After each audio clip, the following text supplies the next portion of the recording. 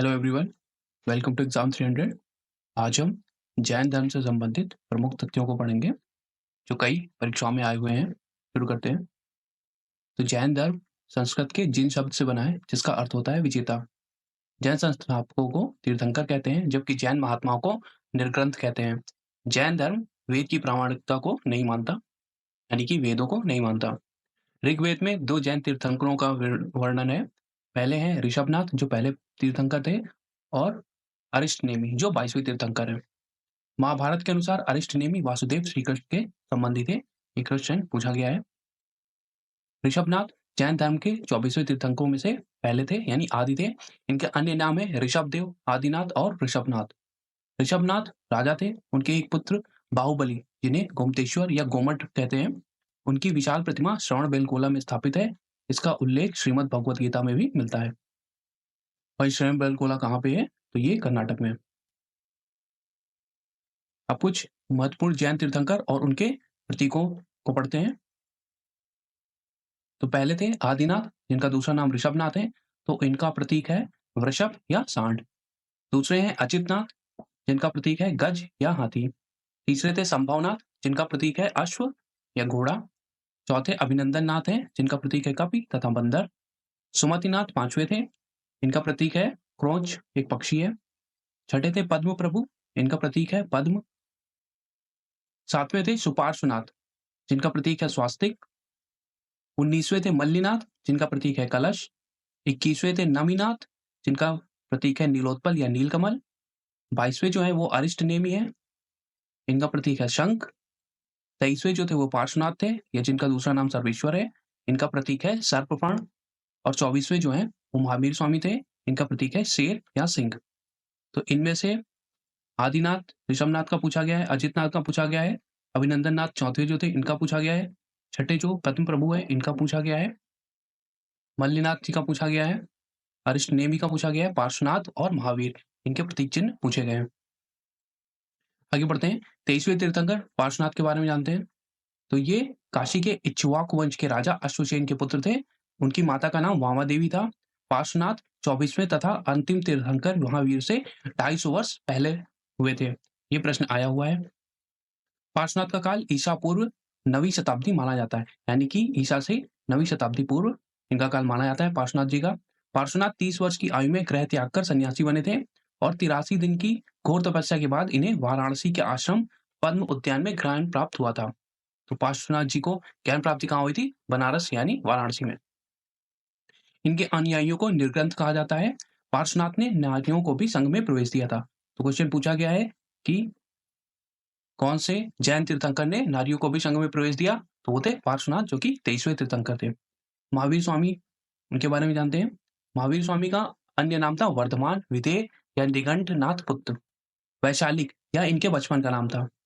इनका जन्म 599 ईसा पूर्व कुंडग्राम, जो वैशाली के पास है बिहार में, वहां हुआ था। इनकी मृत्यु 527 ईसा पूर्व 72 वर्ष की आयु में हुई थी। कहाँ हुई थी? पावापुरी राजगृह में। तो जन्म कहाँ हुआ? जन्म इनका हुआ कुंडग्राम वैशाली में, और इनकी मृत्यु हुई थी पावापुरी राजगृह में। इनके पिता का नाम सिद्धार्थ था, जो वज्जी संघ कुंडग्राम के जात्रक क्षत्रिय कुल के प्रधान थे। इनकी माता त्रिशला थी, जो लिच्छवी शासक चेटक की बहन थी। ये पूछा गया है पॉइंट। माता का नाम त्रिशला, जो लिच्छवी शासक चेटक की बहन थी। इनकी पत्नी का नाम यशोदा था। पुत्री का नाम पूछा गया है अड़ोजा या प्रियदर्शना था। इनका दामाद जमाली था, या महावीर की बहन सुदर्शना का पुत्र था। अतः जमाली महावीर का दामाद एवं भांजा दोनों था। गृह त्याग, इन्होंने 30 वर्ष की आयु में गृह त्याग किया। महावीर गृह त्याग के पश्चात सर्वप्रथम राजगृह पहुंचे। नालंदा में महावीर की भेंट मक्खलीपुत्र घोषाल से हुई, जो प्रारंभ में महावीर के शिष्य बन गए, किंतु बाद में इनमें विवाद हो गया और वे अलग होकर मक्खीपुत्र घोषाल अलग होकर उन्होंने आजीविक संप्रदाय की स्थापना की। ज्ञान प्राप्ति, 12 वर्षों की घोर तपस्या के बाद जम्बिक ग्राम के समीप ऋजुपालिका नदी के तट पर साल वृक्ष के नीचे ज्ञान प्राप्ति हुई महावीर स्वामी जी को। तो ज्ञान प्राप्ति हुई इनको 12 वर्ष की घोर तपस्या के बाद जम्बिक ग्राम, ऋजुपालिका नदी और साल वृक्ष के नीचे। ज्ञान प्राप्ति के बाद वे महावीर या अपरिमित पराक्रम दिखाने के कारण इनका नाम महावीर पड़ा। केवलिन या कैवल्य, जिसका अर्थात होता है सर्वोच्च ज्ञान प्राप्त व्यक्ति, तो इन्हें केवलिन भी कहा जाता है। जिन यानी कि विजेता, अहर्त यानी पूज्य तथा निर्ग्रंथ यानी बंधन रहित। इनके कठोर तप का उल्लेख कहाँ मिलता है? तो कल्प सूत्र और आचरांक सूत्र में मिलता है। महावीर का प्रथम विरोधी कौन था? जमाली था। यही उनका प्रथम शिष्य भी था। मतभेद का कारण जमाली और महावीर जी के बीच मतभेद का कारण क्या था? वो था क्रियमाणकृत सिद्धांत। यानी कि क्रियमाणकृत सिद्धांत क्या है? कार्य प्रारंभ होने से करते ही पूर्ण हो जाना। इसके कारण जमाली ने संग छोड़ दिया एवं एक नए सिद्धांत जिसका नाम है बहुरत्ववाद, कार्य पूरे होने पर ही पूर्ण माना जाएगा, इसका प्रतिपादन किया। महावीर ने प्रथम उपदेश राजगृह के में बराकर नदी के तट पर दिया और इनको ज्ञान प्राप्ति किस नदी के तट पर हुई थी? तो ऋजुपालिका नदी, साल वृक्ष के नीचे, जम्बिक ग्राम के पास। महावीर जी की शिक्षाएं। महावीर ने पार्श्वनाथ के 4 सिद्धांतों, अहिंसा, जीव की हिंसा न करना, दूसरा अमृषा यानी कि सत्य बोलना, तीसरा अपरिग्रह, संपत्ति ग्रहण न करना, चौथा अस्तेय, चोरी न करना। इसमें अपना 5वां, तो महावीर जी ने 5वां सिद्धांत जोड़ा था ब्रह्मचर्य, इंद्रिय निग्रह करना। इसे महापंचव्रत कहा गया। उन्होंने इन 5 सिद्धांतों एवं उससे उत्पन्न दर्शन का प्रचार किया, अतः वे जैन धर्म के प्रवर्तक माने गए। जैन धर्म का दर्शन। जैन धर्म का दर्शन देखते हैं। महावीर स्वामी ने वेदों की अपौरुषेयता, इसका मतलब है नॉट रिटन बाय ह्यूमंस, स्वीकार करने से इनकार किया तथा धार्मिक सामाजिक रूढ़ियों एवं पाखंडों का विरोध किया। उन्होंने आत्मावादियों तथा नास्तिकों के एकांतिक मार्ग को छोड़कर मध्य मार्ग निकाला, जिसे अनेकांतवाद या स्यादवाद कहा गया। यह ज्ञान की सापेक्षता का सिद्धांत है। अनेकांतवाद या स्यादवाद। स्यादवाद का अर्थ है संभवतः ऐसा है, ऐसे 7 कथन प्राप्त होते हैं जिनके कारण इसे सप्तभंगीनय या सप्तभंगी मार्ग भी कहा जाता है। जैन दर्शन में अज्ञान से उत्पन्न कुमवृत्तियों, क्रोध, लोभ, मान, माया को कषाय कहा गया है। तो कषाय पूछ सकता है क्या है? तो वो क्या है? अज्ञान से उत्पन्न जो कुमवृत्तियां हैं या कुवृत्तियां हैं उनसे, उन्हें कषाय कहते हैं। कर्मफल के बंधन से छुटकारा पाने अर्थात मोक्ष, जिसे कैवल्य कहते हैं, के 3 साधक अवश्य बताए गए हैं। पहला है सम्यक दर्शन यानी सत्य में विश्वास, दूसरा है सम्यक ज्ञान यानी शंका विहीन तथा वास्तविक ज्ञान, और तीसरा है सम्यक चरित्र या सम्यक आचरण, इसका अर्थ है इंद्रियों और कर्मों पर पूर्ण नियंत्रण। इन तीनों को त्रिरत्न की संज्ञा दी है। तो पूछ सकते हैं कि जैन धर्म के त्रिरत्न कौन कौन से हैं? तो वो है सम्यक दर्शन, सम्यक ज्ञान और सम्यक चरित्र। सामान्यतः जैनों ने ईश्वर के अस्तित्व की उपेक्षा की है, यानी कि ईश्वर के अस्तित्व को नहीं माना है। जैन दर्शन के अनुसार विश्व शाश्वत है, यानी जैसा है वैसा ही रहेगा। जैन धर्म संसार को नष्ट कर देने वाले जल प्रलय संबंधी सिद्धांत को नहीं मानता है। विश्व जीवात्माओं की पारस्परिक क्रिया के माध्यम से चलता है तथा विश्व में सभी की एक आत्मा यानी कि जीव है। तो जो जैन धर्म है वो ईश्वर की सत्ता को नहीं मानता, बट हाँ आत्मा को में विश्वास करता है। आत्माएं पत्थरों, शिलाओं, जल आदि सभी में पाई जाती हैं, यानी कि निर्जीव वस्तुओं में भी आत्माएं पाई जाती हैं। ऐसी जैन मान्यता है। जैन धर्म में उपवास द्वारा शरीर के अंत का भी विधान है। इसे संथारा, श्वेतांबर संथारा या दिगंबर में इसे संलेखना कहते हैं। मौर्य वंश के संस्थापक चंद्रगुप्त ने श्रवण बेलगोला, जो कि अभी ऊपर पढ़ा था, कर्नाटक स्थान जो कि कर्नाटक में है, इसी विधि से यानी कि संलेखना विधि से या संथारा विधि से अपने प्राण त्यागे थे। राष्ट्रकूट शासक इंद्र चतुर ने भी इसी विधि से प्राण उत्सर्ग किया था। तो कौन से 2 शासक थे? मौर्य वंश के संस्थापक चंद्रगुप्त ने और राष्ट्रकूट शासक इंद्र चतुर ने। कल्पसूत्र के अनुसार महावीर ने पहला उपदेश 11 ब्राह्मणों को दिया था। ये सभी महावीर के शिष्य हो गए और इन्हें गणधर कहा गया। तो पूछा गया है कि गणधर की संख्या कितनी थी? तो गणधर कितने थे? 11 थे। और कौन थे? तो कल्पसूत्र के अनुसार महावीर स्वामी ने अपना पहला उपदेश जिन 11 ब्राह्मणों को दिया था वो गणधर कहलाए। जैन धर्म के संप्रदाय देख लेते हैं। तो जैन धर्म के 2 संप्रदाय हैं। पहला श्वेतांबर है, दूसरा दिगंबर है। श्वेतांबर के उपसंप्रदाय हैं पुजेरा या डेरावासी और ढूडिया या स्थानकवासी। ये उतने इंपॉर्टेंट नहीं है, बट हाँ दिगंबर के जो उपसंप्रदाय हैं वो पूछे गए हैं, कई बार पूछे गए हैं। तो दिगंबर के उपसंप्रदाय कौन कौन से हैं? बिसपंथी, तेरापंथी, मुक्तिवादी, गुमनामपंथी और तोतापंथी। इसमें बिसपंथी और तेरापंथी बहुत इंपॉर्टेंट है, बार बार पूछे गए हैं। तो बिसपंथी और तेरापंथी किसके उपसंप्रदाय हैं? दिगंबर के।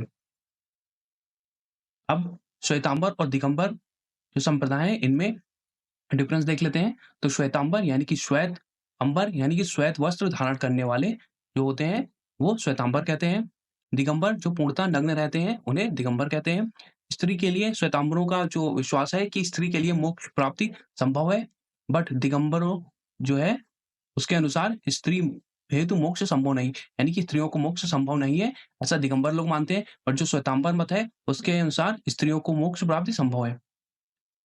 इसके अनुसार महावीर स्वामी विवाहित थे। श्वेतांबर लोगों का मत है कि महावीर स्वामी विवाहित थे, मगर दिगंबर जो संप्रदाय है उसका मत है कि महावीर स्वामी अविवाहित थे। श्वेतांबर मत के अनुसार 19वें तीर्थंकर मल्लिनाथ स्त्री थे, बट दिगंबर जो है उनके मतानुसार मल्लिनाथ पुरुष थे। इसीलिए मल्लिनाथ जिनका जो चिन्ह है वो कलश है, इसलिए ये बहुत इंपॉर्टेंट है क्योंकि इनके बारे में थोड़ा मतभेद है। श्वेतांबर मानते हैं कि ये स्त्री थे, जबकि दिगंबर मानते हैं कि ये पुरुष थे। श्वेतांबर जैनियों को यति, आचार्य या साधु कहा गया, जबकि दिगंबरों को जैनियों को झुल्लक, एल्लक और निर्ग्रंथ की संज्ञा दी गई है। तो निर्ग्रंथ पूछे तो इनको कहते हैं जो दिगंबर साधु हैं उन्हें कहते हैं निर्ग्रंथ। श्वेतांबरों का प्रमुख केंद्र गिरनार था, जबकि दिगंबरों का प्रमुख केंद्र पुंड्रवर्धन बंगाल था।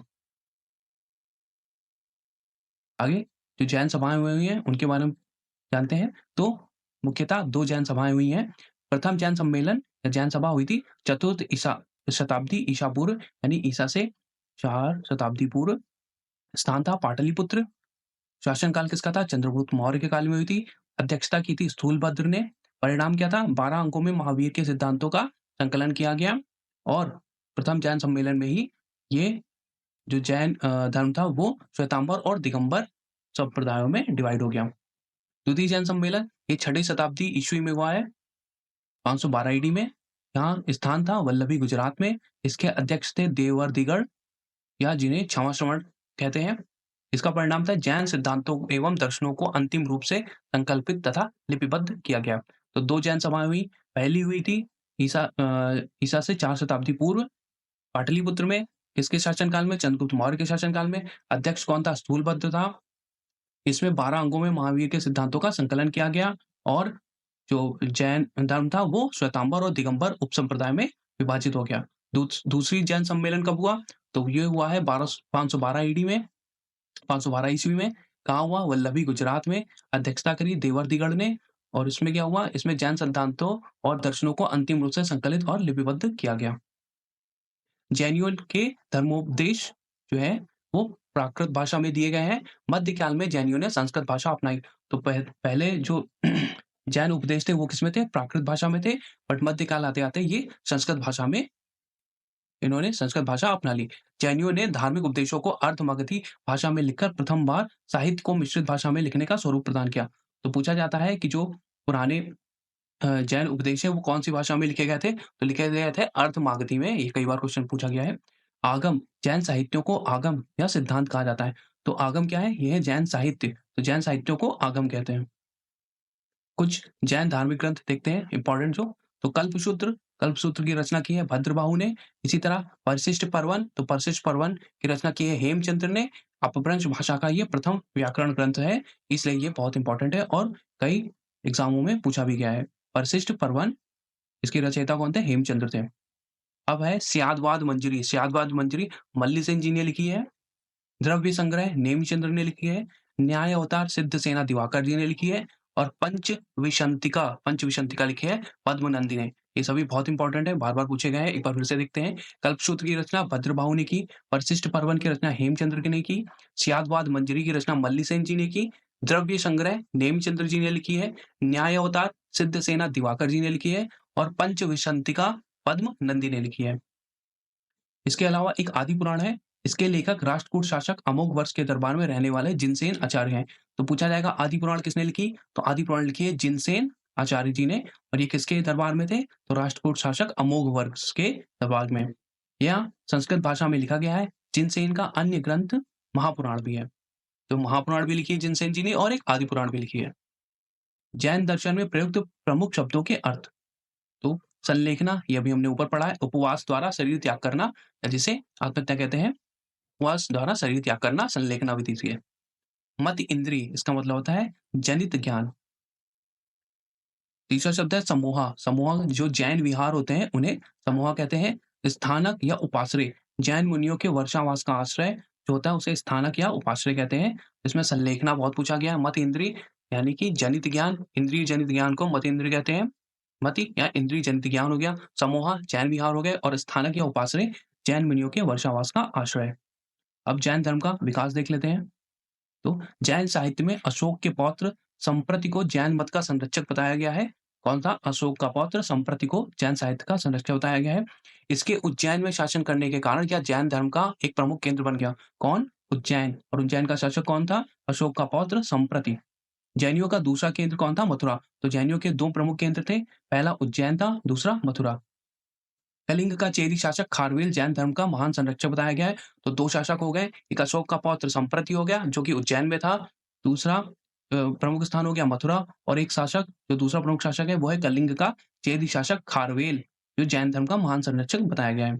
इसने भुवनेश्वर, किसने? कलिंग का चेद शासक खारवेल ने भुवनेश्वर के नजदीक उदयगिरी तथा खंडगिरी की पहाड़ियों को कटवाकर जैन भिक्षुओं के निवास के लिए गुहा विहार बनवाए थे। तो आपसे पूछा जाएगा भुवनेश्वर के निकट जो उदयगिरी या खंडगिरी की पहाड़ियों को कटवाकर जैन भिक्षुओं के लिए निवास विहार या गुफा विहार बनवाए थे, किसने बनवाए थे? तो बनवाए थे चेदी शासक खारवेल ने, जो कि कलिंग का शासक था।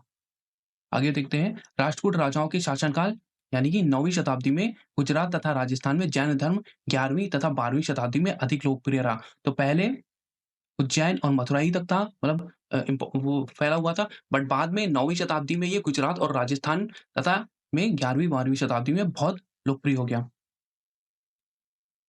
9वीं शताब्दी में गुजरात में और राजस्थान में 11वीं तथा 12वीं शताब्दी में जैन धर्म काफी फैल गया। खजुराहो के मंदिर हिंदू धर्म और जैन धर्म से संबंधित है। पूछा गया है खजुराहो के मंदिर कौन कौन से धर्म से संबंधित है? तो हिंदू और जैन धर्म दोनों से संबंधित है।